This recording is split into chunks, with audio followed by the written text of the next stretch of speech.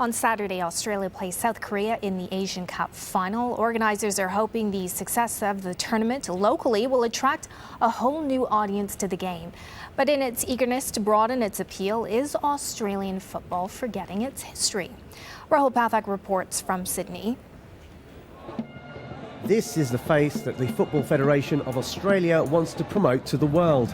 A diverse fan base reflecting the country's multicultural image, showing that it's now very much part of the Asian football family.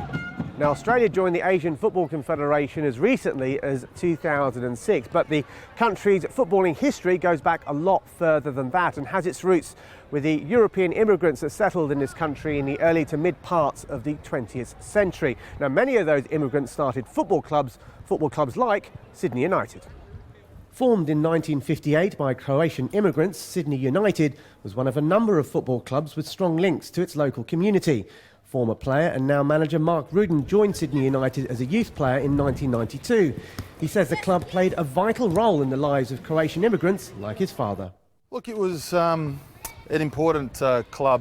Yeah, in terms of, football was the #1 game that a lot of Croatian immigrants played when they came over, and that was attached to where they came from. Football being the #1 sport back in Croatia and the old Yugoslavia as well.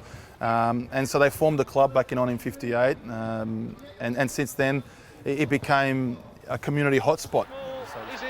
However, by the 1980s, crowd violence was starting to increase, as images like this riot between Sydney Olympic and Sydney City fans in 1985 tarnished the sport amongst the wider public.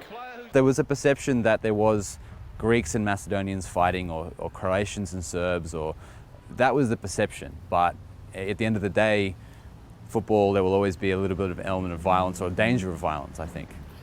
Scenes like this prompted the Football Federation of Australia to get rid of the ethnic-based clubs from the top level, as the old National Soccer League was done away with and relaunched as the ALeague in 2005, with teams like Sydney United forced to play in the lower tier.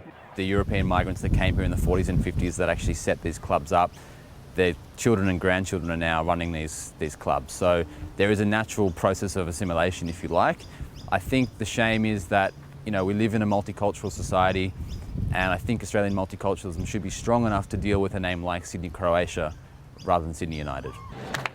So as Australian football continues its drive to win over new fans, the fear is that some of its oldest and most famous clubs could find themselves left behind.